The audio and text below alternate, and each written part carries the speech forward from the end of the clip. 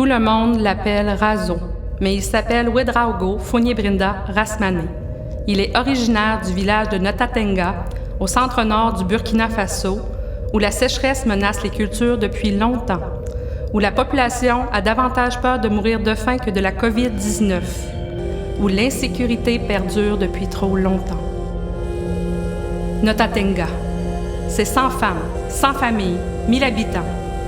Au village de Razo, les femmes sont les premières levées pour puiser l'eau, pour préparer les repas et aller cultiver au champ. Des femmes résilientes face à une réalité qui ne manque pas d'embûches. Des femmes qui cultivent la terre pour nourrir leur famille et en vendre les surplus, pour soigner et scolariser leurs enfants. Voici la réalité des femmes du village de Razo. Quand il pense à elles depuis Montréal au Canada, il lui vient en tête des images de femmes qui luttent quotidiennement pour la survie de leur famille. Cette résilience sans fin face au changement climatique et à l'insécurité alimentaire le touche énormément.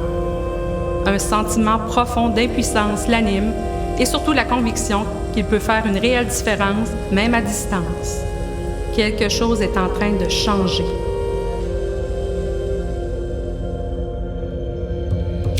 À Notatenga, là où la résilience s'est installée, l'entraide y a également trouvé sa place. D'un don de terre de 10 hectares en 2013 à un fils du village Razo, marié à une Québécoise Chantal, de l'engagement dévoué de celle-ci depuis 2001 auprès des femmes du Burkina Faso, cette union donne naissance à l'OBNL Verger d'Afrique à Montréal en avril 2016, afin de soutenir les femmes de l'association Bunnoma, qui signifie en moré « La famille est bien ».